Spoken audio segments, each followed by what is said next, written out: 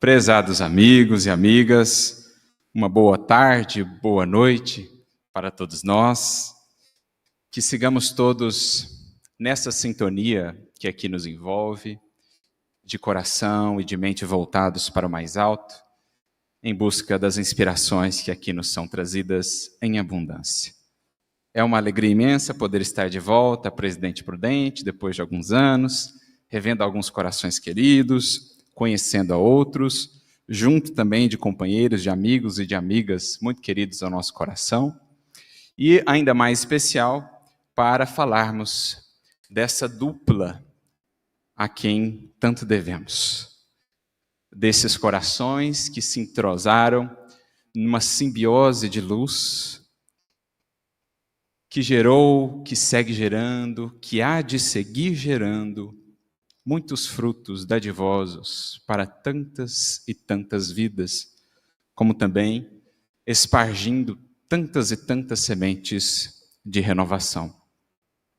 Nosso intuito, portanto, é penetrar um pouquinho mais nessa relação que se consolidou, conhecendo um pouco da intimidade entre esses dois espíritos, um encarnado, o outro desencarnado, sendo que este era, digamos, o grande maestro da obra coletiva que se serviu das mãos de Chico Xavier, mas, acima de tudo, do seu coração e da sua mente voltada para a luz.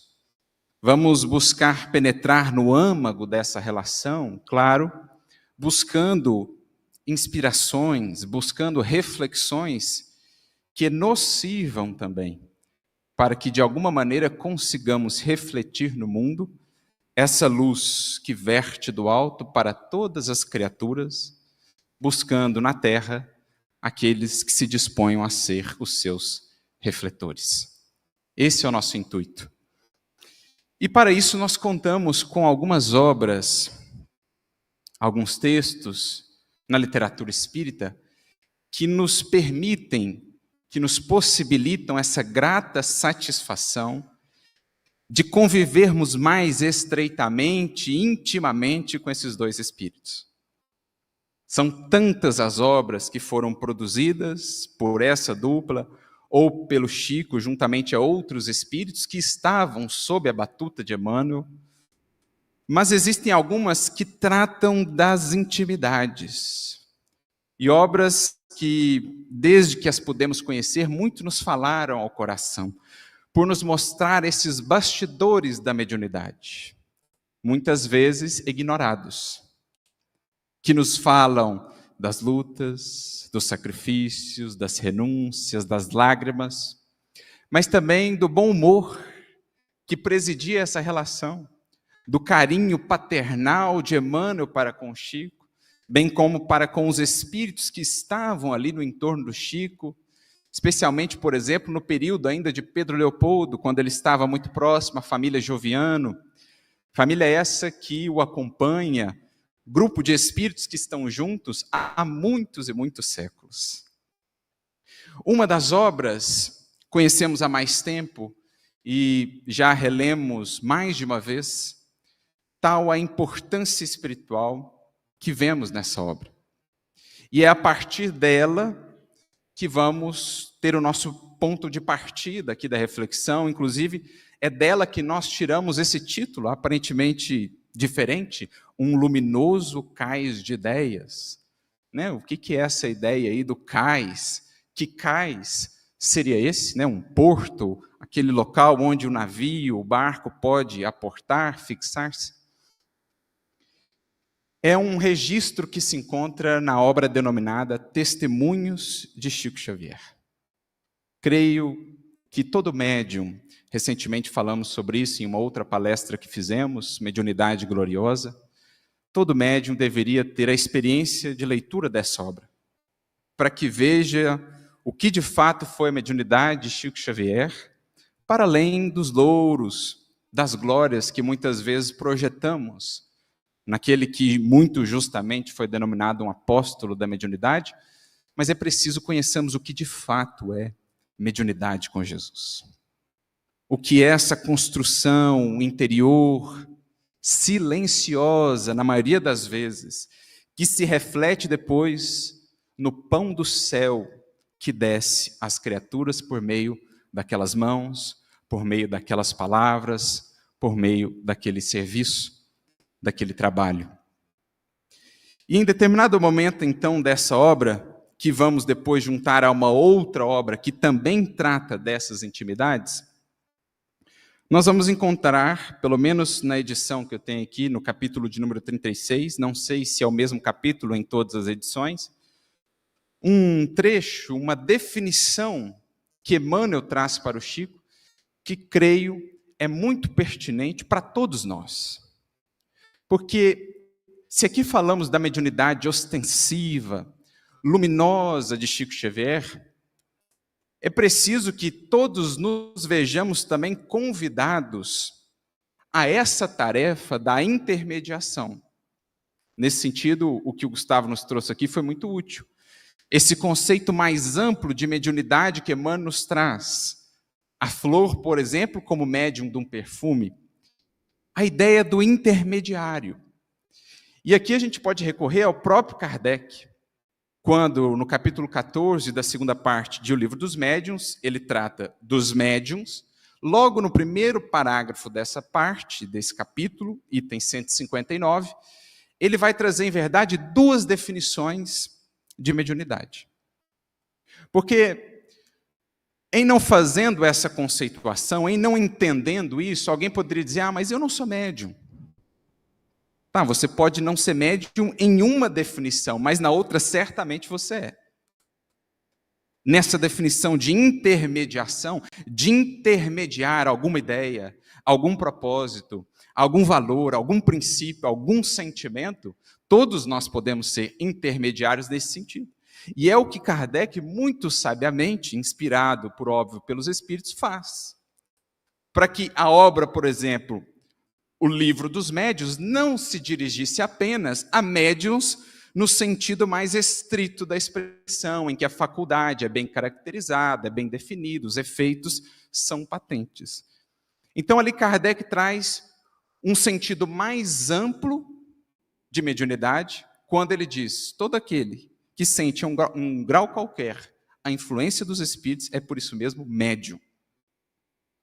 E aqui, como somos espíritos, apenas em um corpo, e como os espíritos interagem entre si pelo pensamento, associação, sugestão, inspiração, fenômenos que estão a todo tempo ocorrendo, antes mesmo que nos sirvamos das palavras, como interagimos com encarnados e desencarnados a todo tempo, somos, por isso mesmo, médiuns, nessa primeira definição e mais ampla que Allan Kardec nos traz.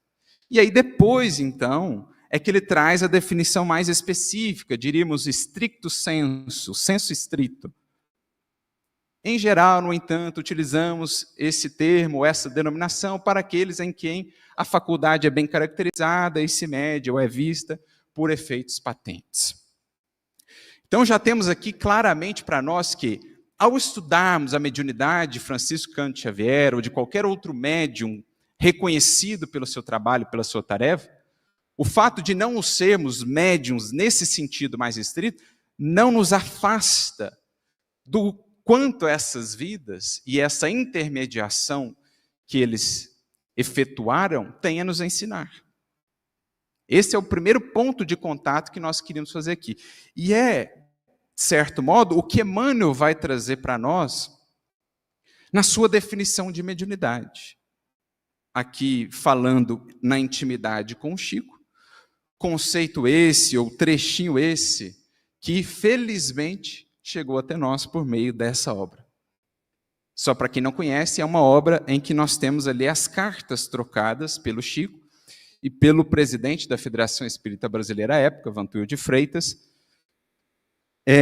em que ele vai trazendo algumas das confidências, das dificuldades, das lutas, das instruções de Emmanuel naquele clima da intimidade, recebendo também as respostas, de Vantuil de Freitas. A Sueli Caldas, então, é a organizadora da obra, Sueli Caldas Schubert, ela coloca os trechos e vai tecendo comentários, vinculando com a obra de Kardec, enfim, com a visão espírita como um todo. Então, nesse capítulo 36, o Emmanuel está falando para o Chico a respeito da tarefa que lhe cabia. E, claro, a definição se expande para todos nós. Ele diz assim: nossa tarefa é também de servirmos ao desembarque das ideias renovadoras, garantindo-lhes o curso entre os nossos irmãos em humanidade. E, nesse trabalho, devemos estar firmes como um cais. Então, olha a metáfora fascinante de que Emmanuel vai se servir para demonstrar, ilustrar o que é a mediunidade. No sentido estrito, mas também no sentido amplo. É nos portarmos tais quais um cais, onde a frota de ideias, de inspirações, de sugestões das esferas mais altas possa aportar, para que então essas ideias desembarquem no mundo, cumprindo o seu papel fundamental, de serem o fermento que leveda a massa aqui para o bem, para a luz, para o progresso, no tempo em que essas ideias precisam surgir no cenário do mundo. Porque surgem no momento propício. Em surgindo antes, diz Kardec, abortam. Em surgindo depois, seria um desleixo da espiritualidade superior. Surgem no tempo, o que não significa que o tempo esteja devidamente disposto a recebê-las, mas surgem no tempo. E serão marcadas, ou a sua importância será medida pelo rebuliço, pelo impacto que geram, sobretudo pelas perseguições que haverão de gerar. Por isso Kardec diria também, mais de momento na sua obra, o batismo de toda grande ideia é a perseguição. É a maneira pela qual toda grande ideia é recebida no mundo, porque ela chega para transformar o mundo que ainda não funciona conforme o modelo proposto por essa ideia. E aí entra a questão, quem está disposto a ser no mundo o que recebe e veicula essa ideia, tendo a certeza de que ela não será bem recebida, de que haverão, portanto, ondas que se chocarão contra esse cais. Que é o que Emmanuel prossegue dizendo, as ondas revoltas da opinião e da desconfiança baterão contra nós, todos os dias, mas continuemos inabaláveis e venceremos tudo. Olha que fantástica definição, gente.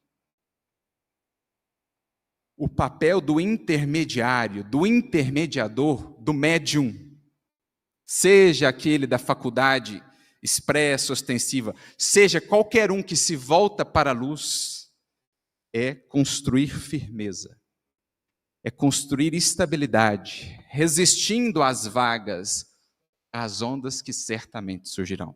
Isso me faz recordar uma passagem muito inspiradora, né? Embora impactante, que está no livro Há 2000 anos, o caso de João de Cleófas, que era um cristão da comunidade de Antioquia, aquela onde Paulo começou lá junto com Barnabé, que era uma comunidade muito pujante, inclusive do ponto de vista mediúnico. Lembremos que existiam lá até mesmo os fenômenos de voz direta. Né? Paulo e Barnabé, à época Saulo, foi chamado para a tarefa, para a primeira viagem, por meio de fenômeno de voz direta, que confirmou, separa Saulo e Barnabé para mim, que a gente tem uma tarefa específica para eles. Emmanuel fala disso no livro Paulo Estevão, indicando que a comunidade era daquela maneira assim tão pujante por causa do amor que existia ali, da união entre os corações, da fidelidade e disposição ao sacrifício. Aí a gente vai entender o caso de João de Cleófas. Por quê? Estamos no período ali em que se iniciam as primeiras perseguições em Roma. Os cristãos se reuniam nas catacumbas, Nero começa a colocá-los como bodes expiatórios para uma série de questões. mas ainda não uma perseguição ostensiva ao cristianismo, né? Era uma perseguição ainda velada. E aí receberam uma mensagem mediúnica lá em Antioquia. O patriarca lá, né, o ancião, aquele mais experiente, recebeu a mensagem. E a proposta da espiritualidade era o seguinte: a gente precisa de alguém que vá como mensageiro, como intermediário, lá para Roma. Para quê? Para avisar que o pessoal que está se reunindo lá em Roma, todos eles serão presos e serão sacrificados no circo do martírio. Quem se dispõe a ir para avisar? Só que a questão é o seguinte: é uma viagem só de ida. Vai e volta, mas não no corpo. Volta de outra maneira. Quem levanta a mão? Ou seja, o preço da intermediação da luz. O preço que esses corações pagaram para que essas ideias sublimes pudessem ser veiculadas no mundo que ainda não estava disposto minimamente a compreendê-las. Mas essa mediunidade profunda com Cristo, porque existiram aqueles que se dispuseram a ser esse cais de estabilidade, a facearem ondas enormes e revoltas. Então João de Cleófas levanta a mão: eu vou. E aí Lívia e Ana, né, estavam lá: vai vir um cristão de Antioquia hoje falar nas catacumbas. Elas se preparam, vão as duas, e aí começa a preleção de João de Cleófas e tal, inspiradíssimo. Ele começa a falar, passa um tempo, ele já prevendo, talvez informado pela espiritualidade, ouvem um barulho lá fora, a guarda chega, prendem todos. João de Cleófas vai à frente, servindo de exemplo, dando testemunho para aquele conjunto de cristãos. Lívia, inclusive, no grupo. Ana também. Ana depois conseguiria sair, mas Lívia pagaria o preço maior de oferta da própria vida pela causa do Evangelho. Então veja como Emmanuel descreve aqui o que é essa mediunidade realmente veiculadora da transformação para o mundo. Tanto aquele que vai escrever psicograficamente, tanto aquele que vai acolher os espíritos por meio da psicofonia, como aquele que, inspirado, vai agora modelar a sua vida a partir dessas novas ideias, para que apresente ao mundo esse espírito, esse coração, uma nova face, um novo modo de ser, uma nova versão de humanidade, que resplandece no Cristo, mas que está em construção em cada cristão. Era assim que Paulo, por exemplo, via o que era o cristianismo: a construção do novo ser humano. Cristo, o modelo, Cristo, a referência, ete homo, eis o homem, eis o que é ser humano, diz Emmanuel. Agora, precisamos daqueles que, onde tantos odeiam, sejam aqueles que escolham amar. Onde tantos cultuam a si próprios, sejam aqueles que saibam se apagar. Onde o orgulho campeia, sejam aqueles que expressem a humildade. O que experimentarão esses? Incompreensão, no mínimo, muitas das vezes. Para não dizer perseguições mais intensas, hoje já modificadas em sua natureza. Outrora, perseguições que levavam até a morte. Hoje as perseguições têm outra característica, no entanto, ainda assim, também desafiadoras. Para que essas novas ideias, veiculadas pelo nosso falar, pelo nosso agir, possam alcançar outros solos, de outros corações, e aos poucos irem encontrando ali um terreno fértil, que vai sendo fertilizado pelas dores, pelo tempo, pela vida, para que a árvore do Evangelho e os seus frutos possam também surgir em mais uma existência, para mais um conjunto de espíritos. Então, vejamos mediunidade aqui como a intermediação dessas ideias luminosas.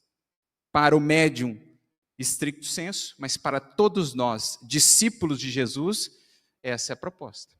Aliás, há uma mensagem muito interessante do Emmanuel, no livro Vozes do Grande Além, chamada A Ideia, em que Emmanuel vai falar da ideia como esse elemento vivo, essa semente, né, de vida eterna, esse elemento transformador do indivíduo e, por conseguinte, da sociedade. E ele assim vai definir o próprio Evangelho. O que é o Evangelho, diz Emmanuel? É um conjunto de ideias uma equipe glorificada de ideias, de amor puro e fé transformadora, que o Cristo trouxe à esfera dos homens, erguendo os homens à dimensão do reino divino. Então, em cada ato, em cada exemplo de Jesus, ele está ali veiculando uma ideia divina, com um potencial imenso para aqueles que a receberem. Pois bem, os seus seguidores têm o mesmo intuito, trabalhando profundamente em si mesmos, construírem essa estabilidade, essa confiança, essa sintonia, para que os espíritos superiores, para que as forças sublimadas da vida possam encontrar em nós um canal de veiculação desse elemento transformador dos indivíduos e das sociedades, que é a ideia luminosa, que é a ideia luz. Então vejamos que há aqui, portanto, um trabalho a ser efetuado, a ser realizado por aquele que se propõe a ser um intermediário dessas ideias, um médium de Jesus, ou um médium dos agentes da luz. Ele precisa ofertar a esses espíritos essa estabilidade do cais.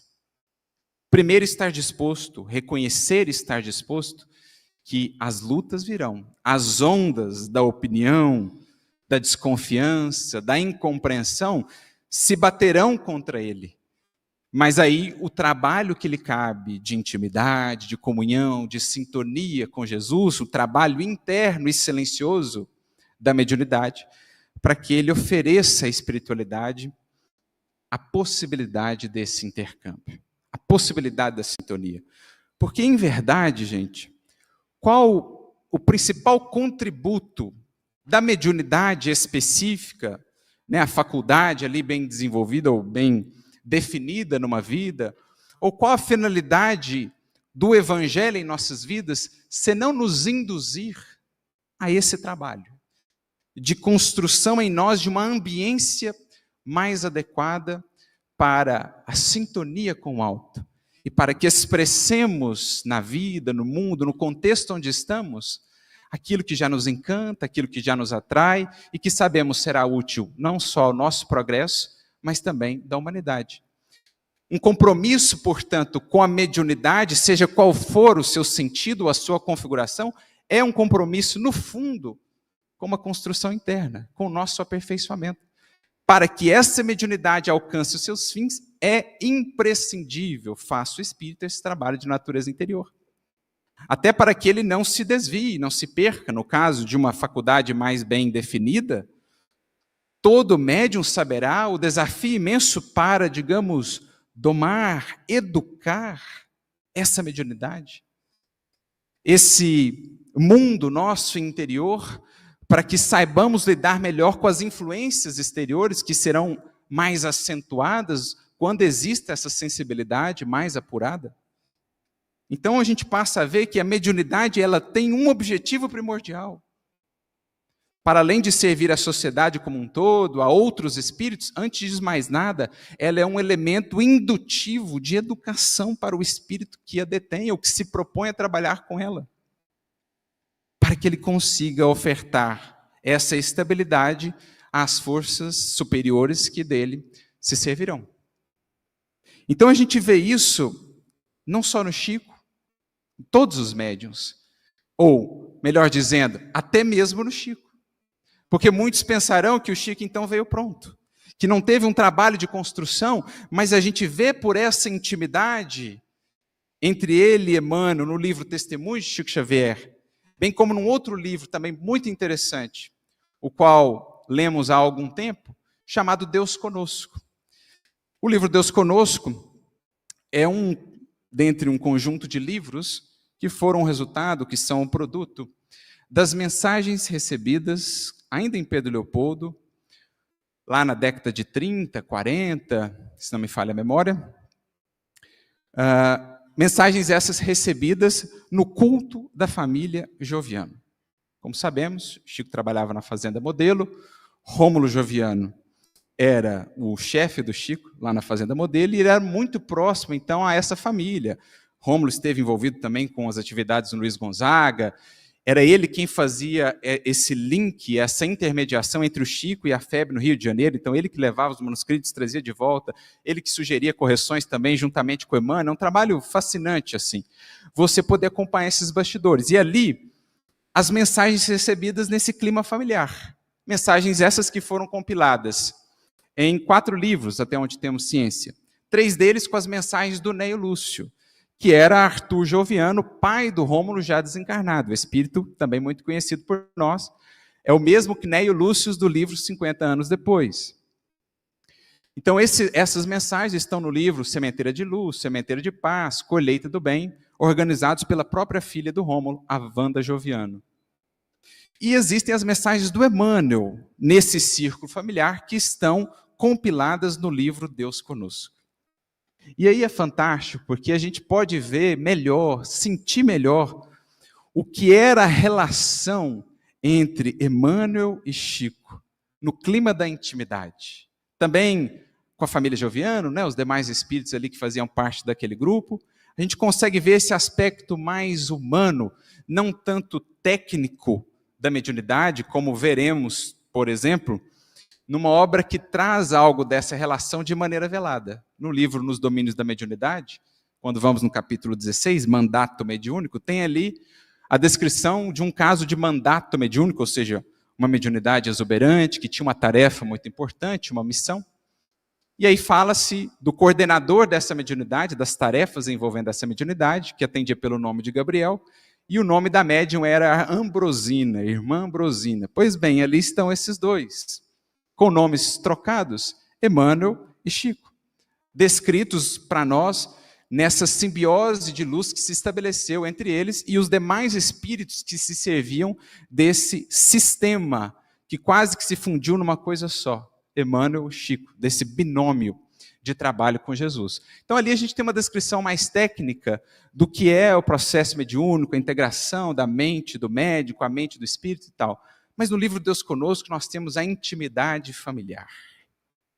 E Emmanuel, como pai, conduzindo esse espírito na aquisição de experiência, na construção dessa estabilidade do cais, que seria tão necessária para o bom desempenho da tarefa, que ali estava ainda no início, e que suportaria ondas imensas, com potencial destrutivo enorme, não tivesse construído ele paulatinamente esta estabilidade. E é aí que nós vamos encontrar, então, um relato interessante que está no capítulo intitulado O Rio Ainda Não É Outro Mundo. Pelo menos na obra física não existe numeração nos capítulos, mas é logo ali nos primeiros capítulos, uma mensagem que foi recebida a 5 de julho de 1936. Então estamos falando de um Chico Xavier com 26 anos. Iniciando ainda a tarefa, Parnaso de Além Túmulo foi lançado em 1932. Ele tinha lançado já a primeira edição de Cartas de uma Morta, que é o seu segundo livro, o livro pela sua mãe, em espírito. Estava trabalhando na segunda edição dessa obra, que seria lançada em 1937. E algumas mensagens que seriam depois compiladas em outra obra, Palavras do Infinito. O Chico estava, portanto, iniciando, né, a obra pública propriamente dita em relação à mediunidade. E aí, claro, faceando todo o impacto daquela mudança brusca na sua vida a partir do lançamento de Parnaso de Além Túmulo. De um indivíduo desconhecido, conhecido por poucos, ali no interior das Minas Gerais, ele é projetado à condição de um indivíduo conhecido pelo movimento espírita nacional e até mesmo por fora do movimento espírita. Tal o impacto que aquela obra gerou, né, gerando comentários de membros da Academia Brasileira de Letras. O próprio Humberto de Campos traz ali o seu comentário para retificá-lo alguns anos depois, quando desencarna. Então, aquilo, você imagina, aquele indivíduo que cresceu em Pedro Leopoldo, uma cidade diminuta, sempre naquela simplicidade, projetado à dimensão agora de ser observado por milhares e milhares de pessoas, e muitas delas ainda não compreendendo, naquele início, claro, a dimensão do que estava sendo construído ali. muitas delas duvidando, as primeiras críticas já surgindo, mas também os aplausos, o encantamento, o fascínio. Então, aquele jovem de 26 anos lidando com isso tudo. E ele teria, então, uma reunião na FEB na semana seguinte, no dia 13 de junho de 1936, em que ele seria, digamos assim, meio que apresentado para a multidão pela primeira vez. Segundo registros, lá estiveram 3.000 pessoas. E aí, na semana anterior, você imagina como é que estava esse indivíduo. Talvez até ali, no máximo, tinha ido até Belo Horizonte, ali no entorno, no Rio de Janeiro, né? Vamos lá, cidade enorme, a Federação Espírita Brasileira. Aí a gente já começa a entender o título, porque o título é um registro, é um trechinho da fala de Emmanuel para o Chico. O Rio ainda não é outro mundo. Para a gente ver o que foi a construção do próprio Chico, desse cais, de estabilidade emocional, de estabilidade mental, psíquica, de saber governar-se, conhecer-se, para que então não só fosse mais ou menos suscetível aos desvios, mas também para que pudesse cada vez mais ofertar uma sintonia, uma ambiência adequada para a espiritualidade superior. Porque o cais, ele lembra isso, estabilidade, autogoverno, autoconhecimento. E é, sobretudo, o que a mediunidade visa construir no médium. Eu me recordo aqui um relato de ordem pessoal, que quando retornei ao Espiritismo, após muitos anos afastado, e a mediunidade aflorou juntamente nesse processo, era um desafio imenso controlar todos aqueles pensamentos, né? Todas aquelas sugestões, muitas das vezes infelizes. Então, aquela luta tremenda. E eu me lembro que um dia, deitado assim para dormir, para ver se conseguia desvincular um pouco de toda aquela influência, aquela pressão, eu pensei assim comigo: por que eu fui mexer com isso, né? Por que eu fui entrar nessa coisa? Porque agora tem dois caminhos. Ou eu dou um jeito de controlar isso, de conhecer isso, de governar, de equilibrar isso, ou eu acabo no hospício. E a mediunidade, ela te convida a todo tempo, para que você até consiga manter uma estabilidade mínima, a esse processo. Ou conhecemos-nos, ou aprendemos a governar, ou aprendemos a identificar o que é nosso, o que não é, ou as chances de nos perdermos no caminho, de nos desviarmos, é enorme. Então ela pede isso de nós. Qual o principal contributo dela para o médium? Ele se sente quase que impelido à autoeducação. Caso contrário, muito difícil será avançar, especialmente naquelas mediunidades muito ostensivas, onde a sensibilidade é elevada a níveis muito amplos. Então o Chico estava passando por essa inquietude interior. E aí o Emmanuel aparece para ele e diz assim, primeiro diz, né, para todo mundo no grupo: Deus vos dê paz. Ainda sou eu quem vos fala, porque eles alternavam ali, ora o Neo Lúcio, ora o Emmanuel, davam um recado para um, para outro e tal. Meu caro Xavier. Então o Emmanuel volta-se a Chico, chamando ele de Xavier. Eu até então não havia visto o Emmanuel chamá-lo assim de Xavier. Meu caro Xavier, muito vos prejudicastes hoje com teu estado íntimo de intranquilidade, aguardando uma viagem tão natural. Então olha Emmanuel falando com o pupilo. 26 anos, iniciando a mediunidade, tarefa pública. Muito vos prejudicastes hoje com o teu estado íntimo de intranquilidade, aguardando a viagem natural. Ou seja, o cais, Chico, não está muito estável. As ondas estão conseguindo perturbar o cais. E nós estamos tendo dificuldade em aportar. Os navios, a frota, que queria desembarcar ideias renovadoras, estava tendo dificuldade porque o cais estava cedendo às ondas. O Rio, a cidade, né, do Rio de Janeiro, ainda não é outro mundo. E já aprendeste muita coisa com o nosso convívio para estares com esses chiliques. Veja o que é fascinante disso, gente. Ver a mediunidade real. O Chico é o diamante pronto e burilado. Olha aqui, o Emmanuel falando, para com esses chiliques, Chico. Você vai lá ver a multidão, mas você precisa isolar o seu coração dos aplausos da multidão, das expectativas talvez construídas, que muito facilmente perturbam o seu estado interior. Você precisa construir essa sintonia para não desviar o foco. Você precisa construir essa estabilidade. Prepara-te para as peripécias, porque se procuro te guiar espiritualmente, vou até colaborar para que passes alguns apuros, para adquirires experiências. Vais ver. Então surgem os apuros da nossa vida, surgem as dificuldades, e a gente acha que não está sendo olhado, não está sendo abandonado, ou está abandonado. Quando é verdade a própria espiritualidade, como Emmanuel aqui confessou e disse, que às vezes prepara os apuros para que a gente ganhe experiência, para que a gente aprenda a se governar.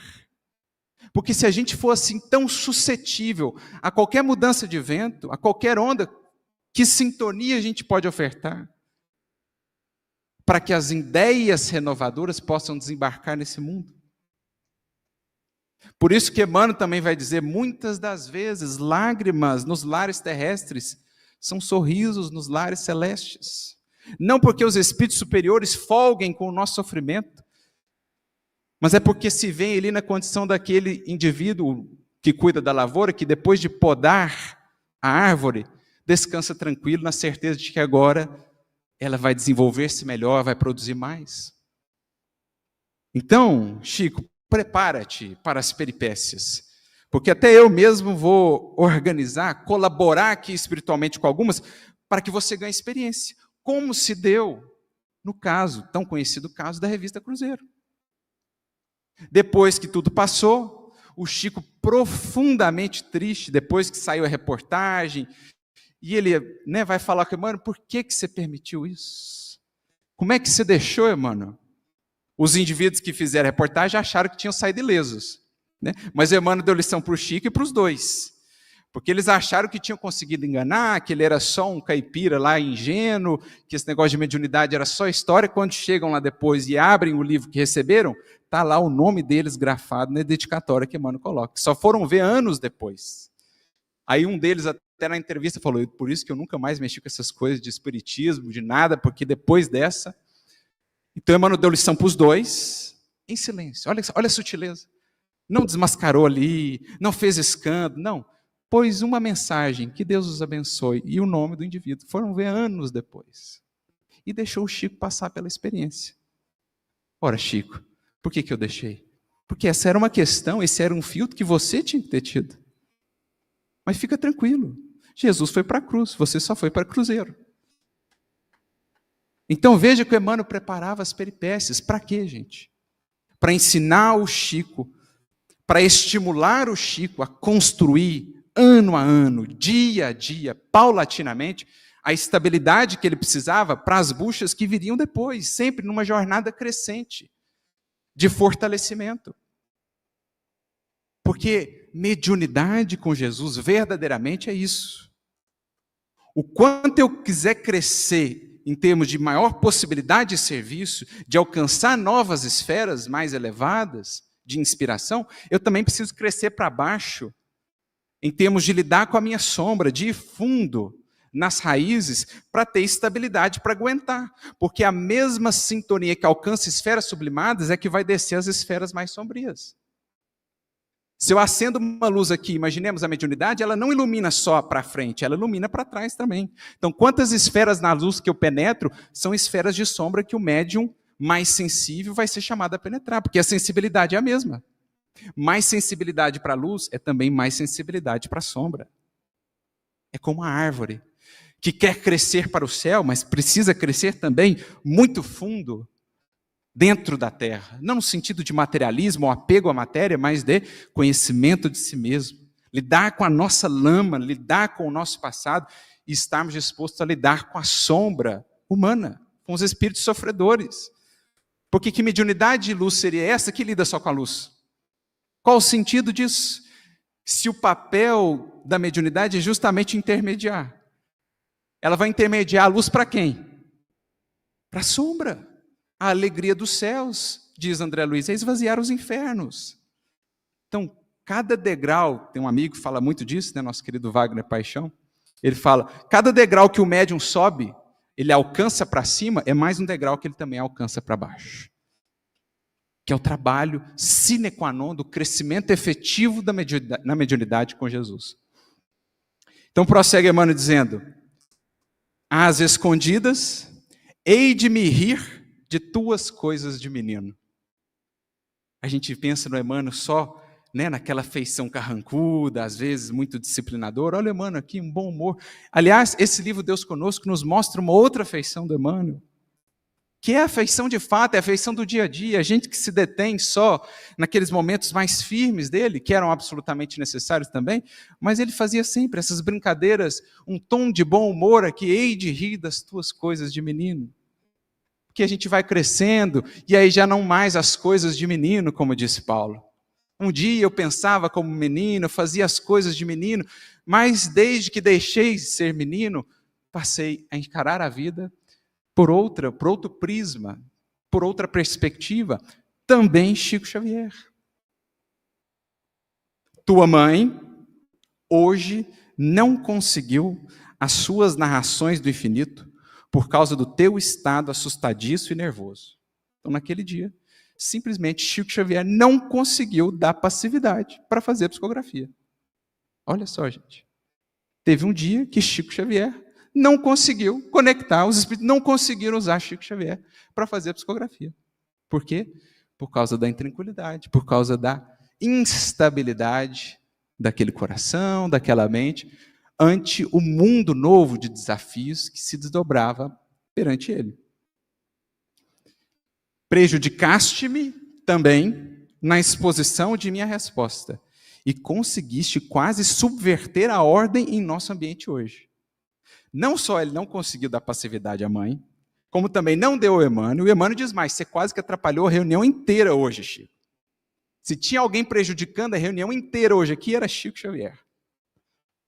Não eram os espíritos sofredores, não era um obsessor que está por aqui. Hoje era Chico Xavier. Quando sentares à mesa para as nossas confidências, faça-o com serenidade. Aí a gente entende a ideia do cais. Quando for se dedicar às coisas do Cristo, aprenda a construir, a estabelecer serenidade, estabilidade. Do contrário, não vale a pena o nosso esforço. Isso me faz recordar um relato do próprio Chico, mais ou menos nesse período aqui, mas na verdade o relato foi mais à frente, foi no Pinga Fogo, quando o Herculano Pires pergunta para o Chico a respeito dos seus romances. O Herculano menciona, né, os romances de Emmanuel, conhecidos há 2000 anos, 50 anos depois e tal. E eu acho que mais para o público em geral do que propriamente para o Chico, para o movimento espírita, o Herculano faz a seguinte pergunta: você consultou alguma obra para escrever esses romances? Não era esse o intuito, obviamente, da pergunta de Herculano Pires, põe em xeque a mediunidade do Chico. Na verdade, era só um pretexto. Tanto que o Chico inicia a resposta dizendo, não consultei nada. E ele começa a falar, então, de como se deu a recepção desses romances. E é muito interessante porque ele diz assim, por volta do ano de 1936, o ano dessa questão aqui, da primeira ida lá à FEB e tal, eu tomei contato com os romances de Zilda Gama, pela qual, né, o Chico tinha uma grande admiração, médium essa pela qual o Chico tinha uma grande admiração. Então ele tomou contato com esses romances, e ele chegou então para o Emmanuel e falou assim, eu também quero receber romances. Então é interessante porque o Chico revela que foi ele o primeiro a pedir. Nessa parceria, eu gostaria também de receber romances. E aí o Emmanuel então traz para ele as condições. Falou assim, Chico, se você quiser receber os romances, você precisa nos ofertar a mente em um estado de profunda serenidade. Um estado de profunda serenidade, e aí deduzimos, para poder captar sensibilidade do que seria transmitido. Porque quando olhamos para esses romances hoje, vemos que é um verdadeiro labor artístico, é algo da mais alta sublimidade. Não só a forma, mas especialmente o conteúdo. Então você imagina o estado psicomental, a estabilidade para receber essas ideias que vinham de tão alto. Porque não são só registros históricos, relatos pessoais do Emmanuel, ali há o puro ouro do Evangelho. Um potencial sensibilizador para os corações imenso, que não é algo que veio só de Emmanuel. Emmanuel foi mais um médium de esferas ainda superiores, sublimadas, para que aquelas ideias pudessem aportar no mundo. Então, você imagina o equilíbrio nessa cadeia de mentes, para que aquilo que veio das esferas superiores, das esferas do próprio Cristo, pudesse chegar à Terra de maneira assim valorosa, de maneira impoluta, sem ser assim tão contaminada. Porque temos relatos, o próprio Neo Lúcio, nesses livros aqui citados, um dia ele chega na reunião e fala assim, lá em Pedro Leopoldo, acabei de vir de um seminário sobre as cartas de Paulo no mundo espiritual. Quem deu o seminário? O apóstolo Paulo. Para a gente ter uma ideia da espiritualidade que estava acompanhando esse trabalho do Emmanuel. Um livro, por exemplo, como Paulo Estevão.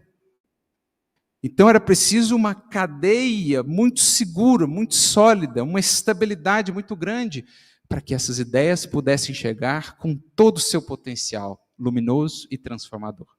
Então o Emmanuel diz, é preciso uma mente em estado de profunda serenidade. E acrescenta, se você quiser se comprometer com isso, isto é, em nos ofertar um ambiente mental de paz e de paciência, então escreverei alguma coisa por seu intermédio. Isso em 1936.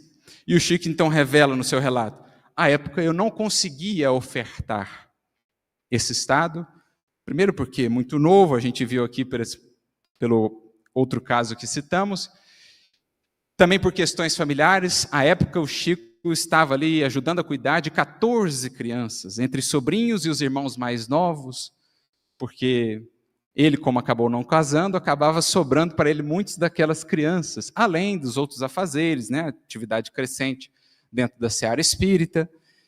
E aquilo tudo deixava ele num estado de muita intranquilidade, muito oscilante, mental e emocionalmente. Então, em 1936, ele não conseguiu. Foram precisos 3 a 4 anos para que o Chico, trabalhando um pouco mais, comprometendo-se ainda mais com aquele propósito, pudesse iniciar a oferta desse estado psíquico mais propício. Iniciando, então, a psicografia do livro Há 2000 anos, que começa no final de 1938 e início de 1939. Então, veja, entre a solicitação, o pedido e o início da tarefa, naquela frente específica de atuação, quanto trabalho não foi preciso da parte do Chico para ofertar aquele cais mais seguro, mais estável à recepção daquelas obras e daquelas ideias. Trabalho esse que, naturalmente, perdura por uma vida como um todo. O Chico várias vezes diria a pessoas conhecidas o quanto lhe custou a construção disso, desse estado de sintonia que ele diria 1/8 acima, lhe permitia manter-se mais estável, não tão suscetível assim às pressões enormes que imaginemos ele sentia. Tanto de espíritos bondosos, às vezes, que queriam servir-se dele, como também espíritos em sofrimento, em perturbação. O quanto lhe custou muitos e muitos anos para conseguir vibrar nessa 1/8 acima. Como ele disse certa feita a Romeu Grise, que ele perguntava, vendo aquela multidão de encarnados que o buscava, ele pensou, Chico, mas se é essa multidão de encarnados que o busca, eu fico a imaginar a multidão de desencarnados. Como é que você suporta a pressão, Chico? Ah, meu filho, eu demorei muitos anos para conseguir vibrar nessa 1/8 acima. Para que então mais estável, mais sintonizado com Emmanuel, com Bezerra, com outros companheiros, eu não estivesse assim mais tão suscetível à pressão dos desencarnados, como também à pressão dos encarnados. as demandas de tantos que buscavam, bem como as críticas, enfim, todas as lutas pelas quais ele passou. Então, Emmanuel deixa bem claro aqui para o Chico o que se pede para que essa intermediação seja cada vez mais efetiva. No caso lá dos romances, uma mente em profundo estado de serenidade, mas de maneira geral, de maneira ampla. Pede-se de nós para que consigamos intermediar o Cristo neste mundo, a construção dessa estabilidade interior. Ele conclui ainda na mensagem que líamos, a respeito lá do rio, o Emmanuel conclui dizendo: mas hoje te perdoamos. Não repitas, porém. Vai dormir e prepara-te para as aventuras de Gulliver. Boa noite e de repousar. Então, é fascinante a gente poder penetrar nesse âmago, nessas intimidades da mediunidade do Chico, extraindo para nós esse convite primordial da espiritualidade, do próprio Cristo por meio do seu Evangelho, para que no mundo sejamos realmente intermediários seus.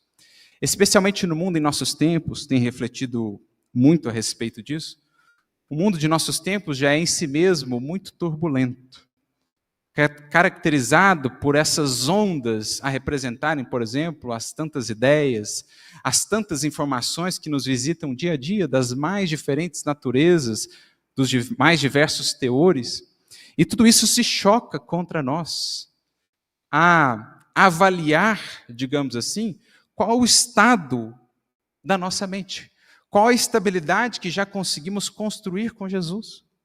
Se já é desafiador para a criatura que está desinformada quanto às realidades espirituais, encontrar algum equilíbrio, alguma estabilidade mental e emocional nesse mundo, imagina para aquele que vai se abrindo pelas vias da sensibilidade, do próprio entendimento, a essas outras dimensões, a uma compreensão mais ampla da vida. Então, ao falarmos dessa intermediação com Jesus, no anseio de sermos cais mais estáveis para o desembarque dessas ideias, é imprescindível nos voltemos para essa análise íntima de como temos estado nessa relação conosco, do quanto temos trabalhado para a construção dessa estabilidade, que é trabalho diário. Não é algo que surge pronto, é algo que se faz a longo prazo, porque não faltam os navios, as frotas a esperarem neste mundo cais estáveis para que seja veiculada em tempos de turbulência, de medo, de desesperança, a mensagem da Boa Nova. Agora, quantos estamos ofertando tal estabilidade? Quantos estamos atentos a esse chamado, a essa proposta? Não só no âmbito da mediunidade, como tarefa mais específica, mas da intermediação em sentido abrangente. Quantos espíritos ofertam à espiritualidade uma ambiência propícia para que possam ser utilizados pela espiritualidade que nunca dorme em serviço, mas que precisa contar no mundo com os canais da luz, de onde vem a sustentação, a orientação de todo o trabalho dos discípulos do Mestre no mundo. Recordo-me aqui de um feliz símbolo, uma imagem que Paulo nos traz em uma de suas epístolas, quando define o Cristo como sendo a cabeça da igreja, e a igreja, ou seja, a comunidade dos seus seguidores, o seu corpo no mundo. Cristo, portanto, é a fonte luminosa de todas as ideias e inspirações mais sublimes nesta terra. No entanto, para operar no mundo, ele precisa do corpo, isto é, daqueles que no mundo serão as suas mãos, serão o seu verbo, serão os seus ouvidos, o seu ombro, serão os seus pés, serão o seu abraço.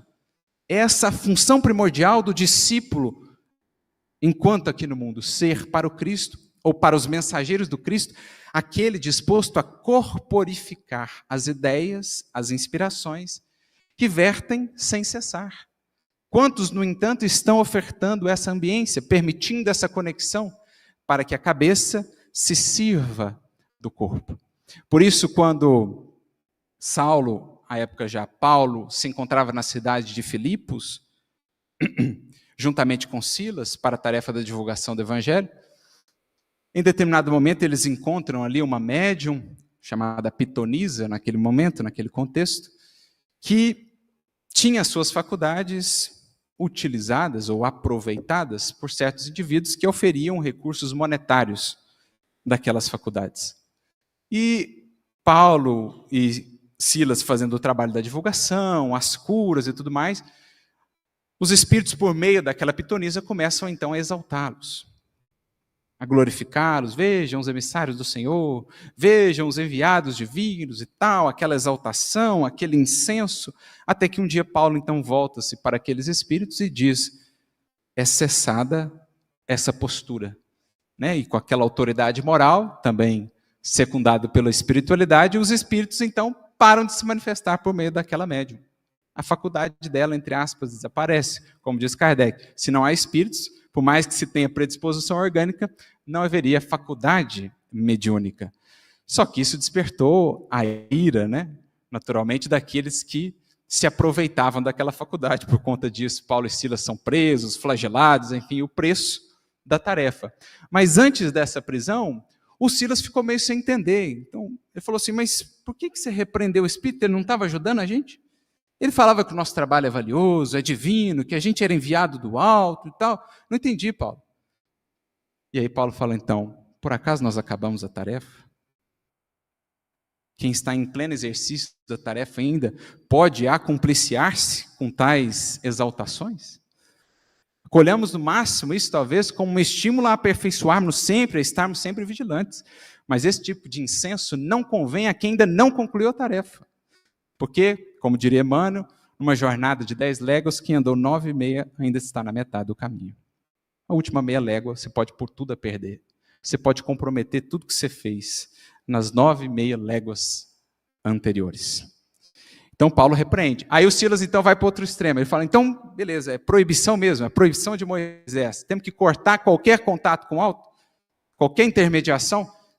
E aí Paulo tem uma frase que é imortal e que explica muito daquilo que seria depois o ministério do Espiritismo. Diz Paulo, o cristianismo sem o profetismo seria como um corpo sem alma. Como expressar o Cristo no mundo? Cerrando as portas às suas lições, que nos chegam das esferas superiores. Que seria do Evangelho sem a ressurreição, sem o Cristo ter aparecido aos discípulos, sem as vozes diretas, sem as orientações que temos recebido? Aquilo, portanto, que o Espiritismo resgataria, esse intercâmbio sublime, que é essencial, mas para que se dê de maneira proveitosa, de maneira segura, precisa encontrar neste mundo os cais, os corações cais de estabilidade. Aqueles que no imenso, profundo, árduo trabalho de conhecerem-se para governarem-se, vão ofertando cada vez mais uma mente límpida, tal qual um lago apacentado, tal qual um lago plácido, capaz então de refletir a luz das estrelas.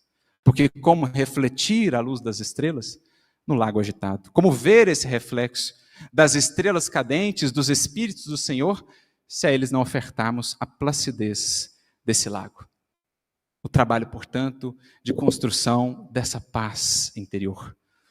Paz essa que pode ser vivida mesmo em meio às mais intensas lutas, como nos demonstram Chico Xavier, como nos demonstram um Paulo, um Pedro, que passaram pelo mesmo processo, outrora ainda instáveis, e por isso incapazes de refletir com tanta clareza os reflexos do mais alto, a luz do mais alto, foram construindo, foram trabalhando, a ponto de conseguirem estabelecer dentro de si uma tal firmeza, uma tal resiliência, que mesmo em momentos de mais intensa luta, ainda conseguiam ser veículos dessas ideias renovadoras vindas do mais alto. Como o próprio apóstolo Paulo, aqui já citado, quando preso nessa ocasião em Filipos, flagelados ambos, ele e Silas, lançados à prisão infecta, úmida, imaginemos as celas daquele tempo, meia-noite, houve o guarda, hinos que provinham do interior da prisão. Hinos de louvor a Deus, porque aquele espírito, sujeito àquela circunstância, com o corpo dolorido, preso, sem saber quem poderia intervir por eles, sem saber quando talvez sairiam dali. Aquele espírito ainda conseguia ofertar uma placidez, uma paz interna a ponto de veicular um cântico, um louvor de agradecimento a Deus. Conseguindo com isso atrair a atenção de todos os presos que ali estavam. Durante a noite ocorre um fenômeno insólito, as portas da prisão se abrem. No entanto, nenhum dos presos foge dali. Vocês imaginam, gente? Indivíduos que às vezes estavam ali há 20 anos, 30 anos, sem qualquer perspectiva de saída. Porque um indivíduo chegou ali, flagelado, vindo, sabe lá de onde, e começou a falar de gratidão, começou a falar de Deus, começou a falar daquele Cristo, daquele Jesus de Nazaré, com uma tal eloquência, com uma tal vivência, que eles julgaram que aquilo era mais precioso do que a liberdade material, que talvez ansiavam por anos. Que força é essa? É a mediunidade com Jesus. Indene, imune às mais destrutivas ondas, provas, lutas que possam surgir. Por quê? Construída a paz por dentro, depois de acerbas lutas. Nesse processo de disciplina, de autogoverno, que um Chico nos exemplificou, que Paulo nos demonstrou, como, mais uma vez, quando preso agora em Corinto, ele tem a sua primeira grande experiência de êxtase, quando submetido ao flagelo dos 39 açoites, ele mesmo se encontrava impressionado consigo, porque sentia-se desprender-se do corpo, sentia uma paz que transbordava, e então foi voando, foi se elevando, o corpo sendo flagelado, e viu-se então numa região de paz divina, compreendendo que havia alcançado aquela região que Deus oferta aos seus filhos, de paz divina, depois de lutas imensas e acerbas na conquista de si mesmos. Essa é a estabilidade que precisamos aprender a construir. Em tempos tumultuosos, as ondas aí seguem dos debates ideológicos, dos antagonismos, das contradições humanas, agressividade, ódio, medo, tumulto. As ondas aí estão, como naquele dia da tempestade, mas o Cristo conclama: onde os de fé? Onde os que conseguem me ofertar, pergunta Jesus, o cais, para que as ideias possam desembarcar. Recordo-me até de um filme que via recentemente, um filme que traz um registro de um período de guerra, da Segunda Guerra Mundial, chamado Dunkirk, quando é relatado para nós o resgate dramático de dezenas de milhares de soldados que ficaram presos na costa da França. E uma das questões ali do filme não tinha cais para eles embarcarem. Então eles improvisavam, colocavam o jipe dentro da água para ver se conseguia fazer embarcar o pessoal, porque faltava cais. E também barco. No nosso caso, não falta barco para desembarcar ideias luminosas, falta cais. E é isso que nós precisamos atentar. É escravo do mundo exterior quem não constrói vida íntima, quem não se conhece, quem não se desbrava. E a jornada do Evangelho, a jornada do Espiritismo, baseia-se nisso. Quando, servindo-nos das ferramentas que os Espíritos nos orientam, precisamos aplicar, vamos desbravando-nos, conhecendo-nos, estabilizando-nos, para que então conosco eles possam contar. Há até um artigo muito interessante de Kardec, na Revista Espírita de março de 1866, chamado Mediunidade Mental, em que ele descreve o caso de uma mediunidade, de um indivíduo, uma mediunidade bem interessante, e aí traz vários relatos dos espíritos a respeito daquela mediunidade. E a orientação, então, como construir esse estado? Ali falam eles da importância da prece, ali falam eles da importância do recolhimento, do estar consigo. Quantas criaturas hoje não conseguem conviver com o silêncio? Com o silêncio de si mesmas, que se torna ruído, porque revela o caos íntimo. Mas sem essa convivência, como ofertar terreno propício, como ofertar equilíbrio mínimo para que a luz possa ser veiculada?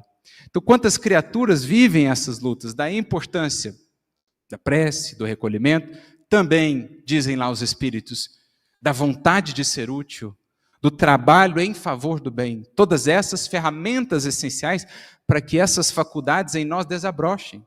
talvez não faculdades ostensivas, mas para que ampliemos a nossa capacidade de sintonia nesse sentido mais amplo, ofertando à espiritualidade superior esse cais para a veiculação, para a oferta no mundo, onde houver sombra da luz, onde houver ódio do amor, onde houver discórdia da paz, onde houver revolta da tranquilidade, da confiança.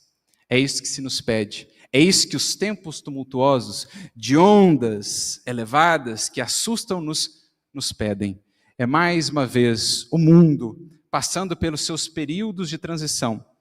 E o pedido do Cristo, para que estejamos firmes, estáveis, confiantes, no manche, no barco da vida, ofertando a Ele a fé e a confiança que permitam a sua manifestação para que, através da nossa atuação, através do nosso verbo, através do nosso olhar, os ventos e as ondas possam se acalmar.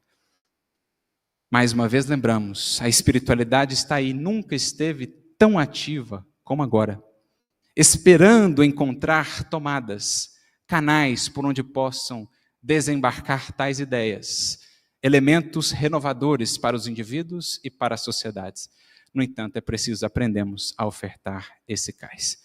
Que o Senhor nos ajude nesse trabalho, que o exemplo de Chico nos inspire.